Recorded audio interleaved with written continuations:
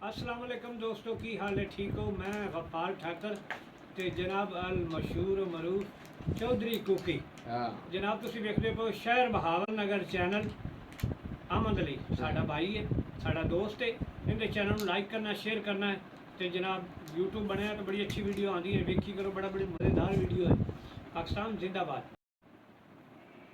जी अस्सलाम वालेकुम, तुसी वेख रहे हो माई यूट्यूब चैनल और मैं तुहाडा होस्ट चौधरी अहमद। तो अज की मुलाकात जी कि बहावल नगर की बहुत मशहूर शख्सियत साढ़े नाल आज शामिल ने। बड़ी मेहरबानी इन्होंने अपना कीमती वक्त सानू दिता तो तुहाडी मुलाकात कराने गफ्फार ठाकर साहब नाल।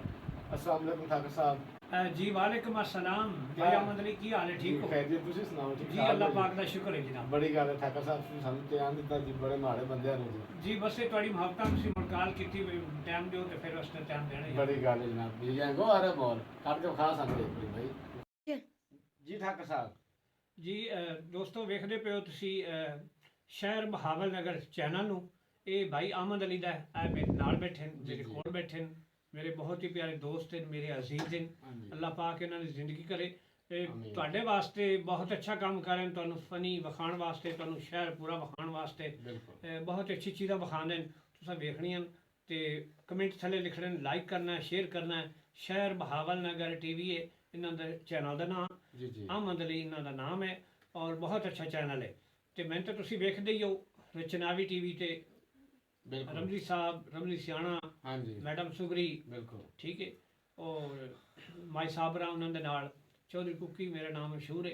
इस वास्ते अज मेरे को आए ने भाई अहमद अली, मेरे को टाइम लिया ने खसूसी अपना कीमती टाइम कढ़ के मैं भी इन्हों दिता है, इन्हें भी अपना कीमती टाइम कढ़ के आए मेरे को। मेरे को इस टाइम बैठे मेरे जी ठाकर साहब, तुसी फिर आवाम को की मैसेज देना चाहोगे? मेरे ते हिसाब नाल भी मेहनत किवें करनी चाहिए है और कोई भी काम है उहदा की हिसाब है? बिल्कुल जी, कोई भी काम में उनकी मेहनत करो तो अल्लाह पाक उनका फल देता है। बिल्कुल। दूसरी गल है कि तुसी हर बंदा कोई भी कोई काम करता है तो सब तो बड़ा फनकार कहते हैं जी फनकार है बड़ा है, बड़ा है। बिल्कुल। लेकिन मैं समझना कि बड़ा फनकार वो है जो सुबह तो लेते शाम तक रोजी कमा के अपने बच्चों तक पहुँचा। बिल्कुल सही। सब तो बड़ा फनकार। बिल्कुल जी बिल्कुल। दूसरी रात तुसी सौंदे हो, सवेरे उठते हो, वेखते हो जनाब तुहाडा मैसेज आया पे होंदा मोबाइल से, कोई वॉइस मैसेज आया पिंदा व्हाट्सएप पे, कोई मैसेंजर ते फेसबुक ते की आ रहा है। हाँ जी। ते कालां खिंचनी आईयां पईयां तुसीं चेक कर दिओ। जी हाँ। लेकिन मेरी रिक्वेस्ट है तुहानू कि ये बाद चेक कीतिया करो।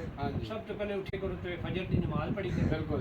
कुरान पाक नूं पढ़िया करो। बिल्कुल। उस तो बाद सारी दिहाड़ी भावें मैसेज वेखो, बिल्कुल, भावें अपना कारोबार करो, जो भी किसी का कारोबार है करो। बिल्कुल। आज की वीडियो इत्थे खत्म करना चाहते हैं। अल्लाह खैर करे। ठाकर साहब की बड़ी ढेर सारी मेहरबानी कि सानू इन्होंने कीमती वक्त दिता।